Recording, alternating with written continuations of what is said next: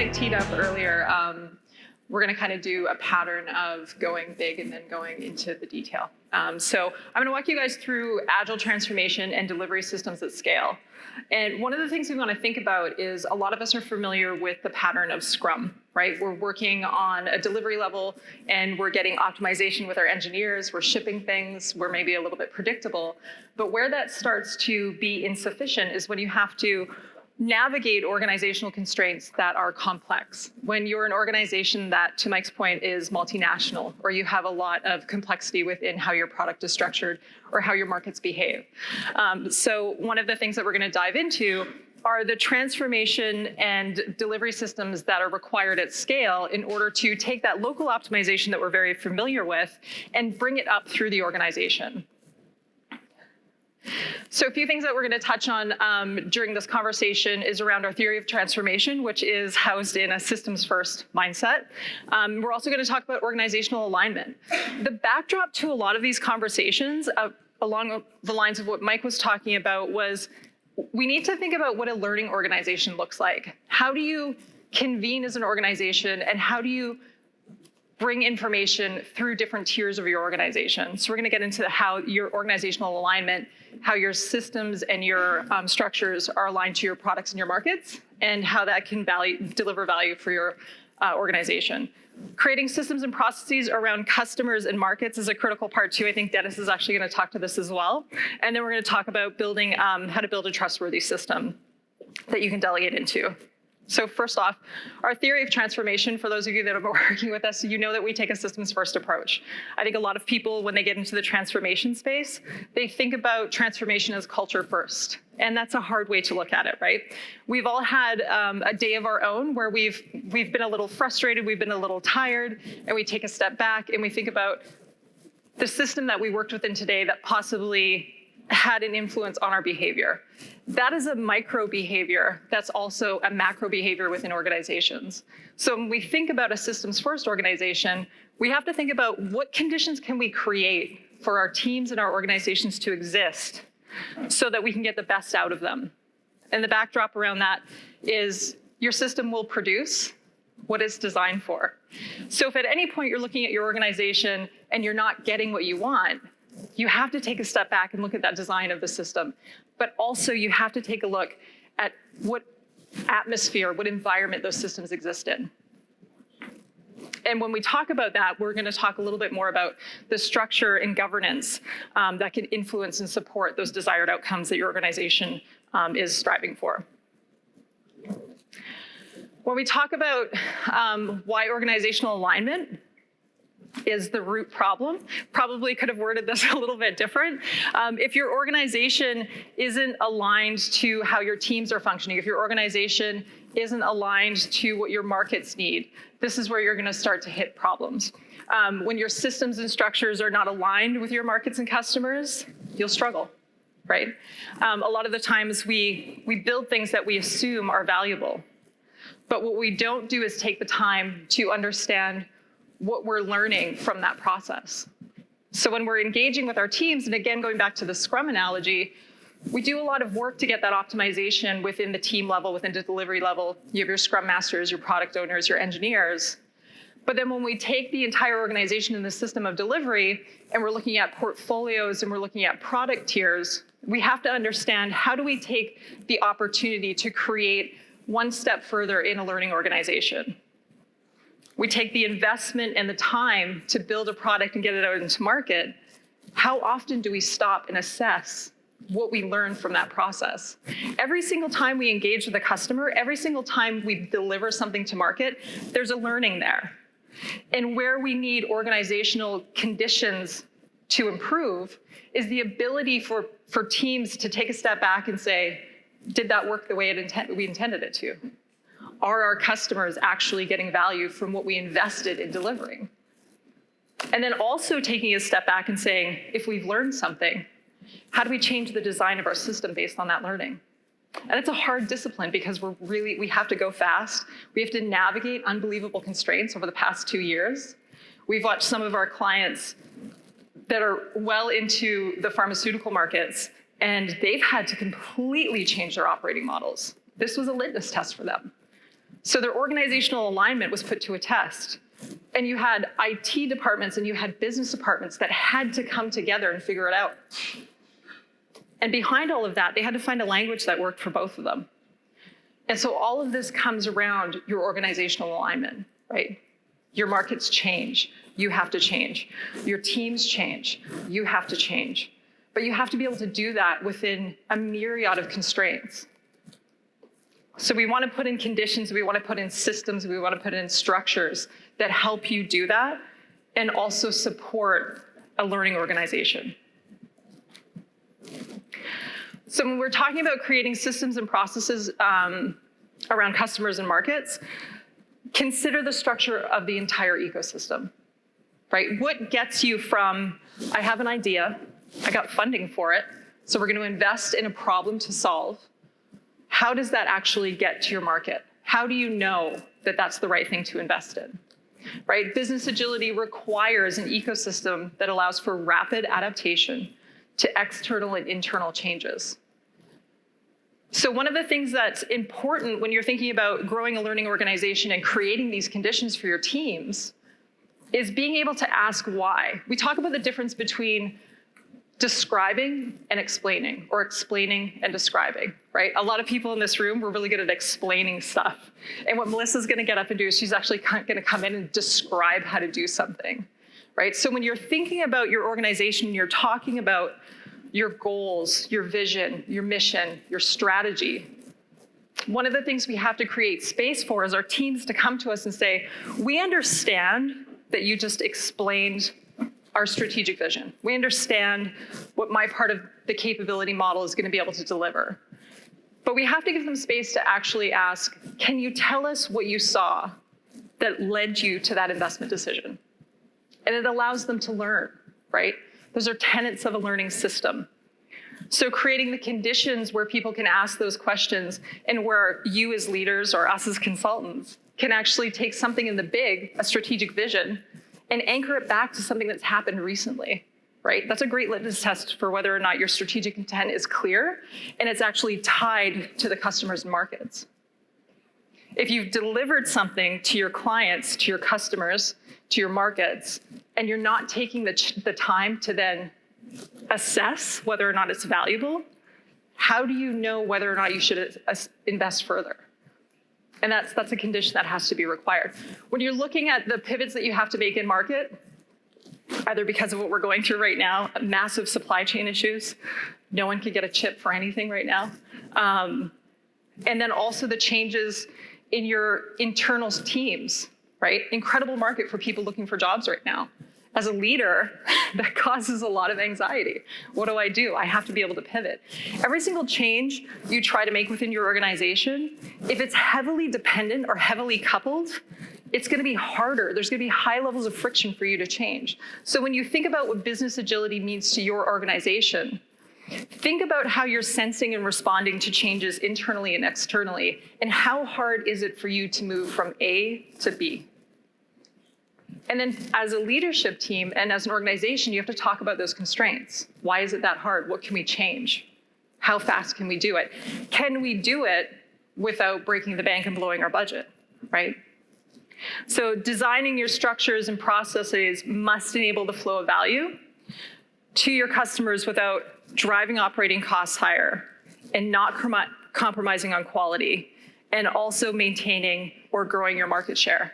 Those are incredible tensions to balance. And you can't do it just by yourself. You can't do it just at the delivery team. You have to do it through creating conditions at scale so that your organization can perform as a learning organization, and you're constantly assessing, reassessing, and changing within the constraints that exist within your organization. Building a system that's trustworthy, and I think Dennis and also Melissa will go into this as well, that you can delegate into. Sometimes we don't understand that. When we have teams at the delivery level and we're working in kind of a Scrum construct, we have a backlog. And like Mike said, we understand teams, we understand backlogs, we understand working tested product. One of the interesting things that we often come across, and I think I was talking to someone about this last night, was often when we find teams, they have a lot of the requisite competencies that are required to get the job done, but they travel in a little mob everywhere. So where you find one, you'll find the rest. And I remember working with a client recently where we were kind of evaluating this portfolio of capabilities and the people that were working within it. And I went to a delivery team scrum ceremony, and there was a solution architect there. There was a product manager there. There were a few other architects there as well. And I was like, why are you guys here? And they're like, well, we don't know when to make the decision. We have to talk to the engineers. And it's the system they work within didn't have a structure that supported delegation. And they weren't clear on their decision rights. Well, if you're a solution architect and you're a product manager, you probably don't have to hang out with the delivery team every single day in order to make sure your strategic vision is being executed on. So what does that look like? How do we convene differently so that we can learn from one another and trust one another, that our investment is going to be the appropriate value proposition that's delivered to our clients, right? And that's one of the things that we do within our system of delivery and our system of transformation is we talk to people about how they convene as an organization, what their decision rights look like, so they can progressively elaborate the ideas, the problems that they're going to solve. Do they have the right framework to take a breakdown of an investment idea and say, yes, this is the right problem to solve. This is the degree to which we need to solve it. And then provide that context from a portfolio level to the product level and allow their teams the autonomy to make those decisions. You can't do that if your organization doesn't have the conditions required to support those types of decisions. And it's that mob that kind of traveled around. We broke them apart, but it was a trust thing, right? We also had to give them the support of, what do you need as feedback to tell you that things are going okay, right? How do you want to integrate with one another? How do you want to interact with one another? At what point should we be making sure that we're all still on the same page? That doesn't happen magically, and it doesn't happen just from the delivery. You have to have a trustworthy system at scale in order for your teams to come together from a portfolio, from a product, and from a delivery perspective, right? It takes a lot of momentum for an organization to say, we're going to go in this direction, and these are the problems we're going to solve because we know that they're valuable to solve, right? Strategic intent sounds like a great idea, right? It's extremely hard to articulate, and it's extremely hard to execute if you don't have a system that you can delegate into that's trusted by the people that have to do the work. So we talk a lot about when you're thinking about strategy, and a lot of the problem is you go a few levels down in an organization and no one can tell you what your strategic intent is, right? It's one of the problems OKRs came out to solve for. But also when you think about putting in a system like something like an OKR to solve for that problem, it's not just about sitting down and writing a SMART goal. If I write the SMART goal and I put it on a website or I put it on a whiteboard and my teams read it, they're going to understand it, everything's going to be fine. You have to have an assessment of what kind of organizational constraints that those OKRs have to exist within, right? That can only happen at scale. And again, that's building that trustworthy system that you can delegate into, making clear those decision rights. Here's the time where we're going to actually make the call. Is this the right work to do? Here's the time where we're going to make the call and we're going to say, this is the priority order in which we're going to do it. Another interesting thing that we see a lot within organizations is, especially when we land in just the IT side, we have to have a partnership with the business as well. So when we're talking to portfolio teams, we're talking to executives and all of their requisite portfolio teams. One of the first things we ask is, what's your business partnership look like? Who's at the table defining the problem to be solved? And if it's just the IT department, that's a lot to put on your shoulders, right? You're making a decision on the behalf of customers where you probably don't have the same insight that perhaps your business counterparts are going to have. So allowing teams to come together in a way that is collaborative so that you're defining value together shares the load of the value proposition and the investment your organization is making to solve these problems, right? So having teams come together in a trustworthy system, partnership with IT and a partnership with business, there's a co-ownership of what's going to happen next. And I think that's where a lot of the times when we talk about organizational change management, the change fatigue is real. We understand that. The continuous improvement thing is what we're trying to move towards. But you still can't do that just within a tight part of your organization, There has to be that collaborative relationship where you come together and you say, I'll share the load of the value proposition getting to the market. I'll help you better understand who our clients are. We'll take the time to stop and assess what we've done, and then we'll give the organization time to apply the learning. And a lot of times when we're caught up in like, we've got to go, we've got to hit the market, we've got to get this done, we've got to get it done right now, we miss that last assessment part. How do we know our systems are trustworthy? How do we know what decisions we can delegate into if we don't have a measure of how well we're actually doing? So there are all of these parts and pieces that need to come together. And even within, if you have all of the requisite parts and pieces, I have a system that I can measure success from. I have people that are competent. My strategy is being cast with capacity awareness. You still have to be able to bring all of those pieces together with change management in mind, with a way that you can convene with one another and have conversations that are aligned around the same value proposition. I think a lot of people are calling it a North Star right now, right? Find your North Star, align your organization, write OKRs that are constraint aware, talk about how hard it is to navigate to that value proposition, and constantly assess whether or not you're getting there, right? It's a cornerstone of a learning organization and a cornerstone of how you want to build a trustworthy system. So I touched a little bit about strategy that's capacity aware. See this a lot with partners that we've worked with, partners that I've worked with as well. You can create a beautiful strategy. You can go away on a retreat, you get all these great ideas, write them down, they're fantastic. And you're completely unaware of whether or not you have the capacity within your systems of delivery to execute. So when you think about when you cast your strategy, when you're putting that effort together and convening as leaders, you have to ask the questions. Is it feasible? Can we actually do this, right? And that's a pattern that we look at on a macro scale when we're doing something like casting strategy. It's a pattern that I talk to a lot of product managers about.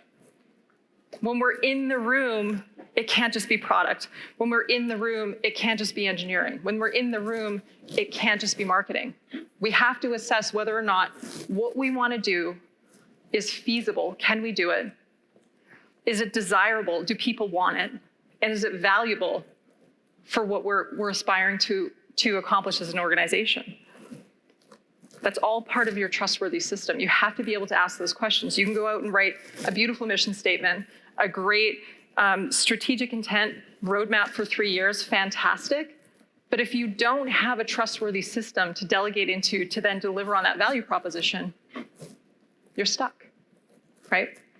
So strategy that's developed with clarity across an organization, a lot of different ways to do that, right? Creating clarity around with OKRs, how you convene as an organization. It has to be capacity aware, and it has to be enabled with the appropriate competency of your teams, executing the work and validating through continuous feedback throughout the flow. That mob I was telling you about that had everyone in it, that was everywhere all at the same time, they had all the requisite competencies, but we didn't put them in a system where they could actually breathe for a second, do the job that they needed, that they were there for, that they were specialized in, and then create an environment where they could trust their partners to deliver on their part of the deal, right? So part of that, and I think a couple of people are going to get into this today, is how do we actually measure what's valuable? So we talk about, I think in Scrum, it's a lot of output-based velocity. How many things did you get out the door in this amount of time? When we talk about things at scale, we have to adjust that to value density, right? What is actually the balance within our backlogs that is specifically aimed at driving and delivering that value that's within our strategic intent, right? How do we know that that's going well? So you have to be able to measure the value proposition from a portfolio level into a product level and into the story level that we're very familiar with. So we talked a lot about we talk a lot with teams about leading and lagging indicators, right? If you imagine breaking down a business case into a problem to be solved, a specific investment of a small bet that you're going to put into the market, one of the first things we ask them is what's your problem statement? How do you know what problem you're solving, and then what degree to which do you need to solve it. We get into leading indicators. When we put this investment in the market, what are the immediate behavior changes that are going to tell us, hey, you're going in the right direction. You're doing okay, keep going. And then do we have the discipline to go back and capture the lagging indicators to say, yep, that got the revenue lift we wanted. Yep, we're pushing into market share that we needed, right? We know how to do these things. We can put teams in an organizational structure that helps them convene around these ideas.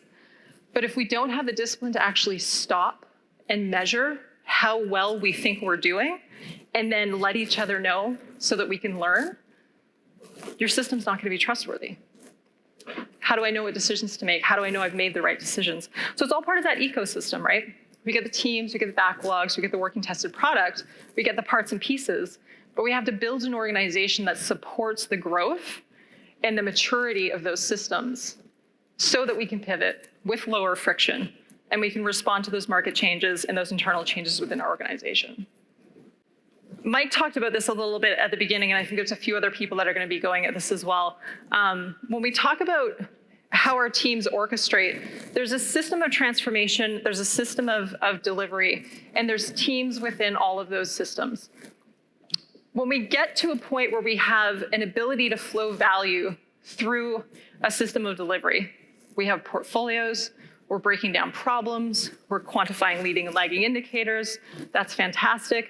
There's still a cost to measure around how many dependencies do we have to actually orchestrate in order to get that work done, right? When you think about business agility and we talk about the amount of work it takes to go from one place to another, one of the things that we look at within the organization is how many handoffs have to be made in order to get that work done. We talk about the base camp progression. The first base camp is getting predictable. We're going to form teams, break up that mob, right? Get them into a more comfortable space so they can do what they're great at. Make them feel more comfortable and safe about the decisions that are going to be made. And then once we're looking at a class of portfolios across an organization, how dependent are each of those portfolios? How well structured is your capability model? How well organized are your products based on that capability model? And then once we get to a point where we're predictable, we're going into base camp 2, and we're looking at, great, things are flowing well, but are they flowing well and are they small enough? Are they things of value? We're also going to start to poke at how dependent are they? Going into base camp 3, decoupling dependencies and moving those teams into an area where they're actually more autonomous. You're organizing your capabilities so that you can deliver without a high level of handoffs, a high level of friction, a high level of complex dependencies. So that's why we go back to why we start with systems first. You can have the parts and pieces. You can have really smart people. But if your systems aren't designed to deliver what your markets and customers actually need, you've just got groupings of cool systems, groupings of smart people. You're going to get some optimization, but you need to understand the macro. You need to understand the big, I think Dennis calls it, and adjust to what's necessary for your systems to be able to be optimized as an orchestrated group of capabilities. When we talk about the organizational alignment thing, I think there's a few people that are going to get into this a little bit more as well. How we convene as leaders is incredibly important. How we talk to our teams about strategic intent, giving them space to ask those questions of why. I understand what you just told me, what we have to do. Also give them the space to ask why you're seeing those things that are causing those changes to be the investments that you're going to make. Give them the time to learn. So that organizational alignment isn't just about making sure that the people who are understanding your market segmentation, the people that are understanding customer changes, it's not just about that. It's the alignment of your entire organization and how you learn from the things that you invest in, how you learn from the actions of your teams, how you convene as leaders and you talk about what it is you want to do and why, right? The foundations of a learning organization is about the organizational alignment, not just the structural pieces that we worry about, but really think about the teams and how they have to interact within that system. The business agility piece that I think was going to help with Melissa coming in next around the 4 quadrants, understanding how fast do certain parts of your organizations have to work. Not every part of your organization has to be exactly the same level of Agile. Not every part of your organization has to get to a certain level of decoupling. So when we think about creating systems and processes around customers and markets, that ability to do that is understanding how mature you have to be. Not unlike the problem space when we talked about how to what degree do we have to solve a problem? It's to what degree do your capabilities have to be Agile as well, right? Not one size fits all, not everyone at the same place at the same time. So I'm wrapping up a little bit early, a little bit of a break, I think, as well. Next is going to be Melissa. She's going to dive more into the how. She's going to get into more of the practical pieces of our 4-quadrant model and talk to you a little bit more around how you actually situate your organization so that you can do the transformation and set the conditions required to be successful more quickly, also manage all of those continual improvement issues as well with your organization as leaders and as teams. Thank you.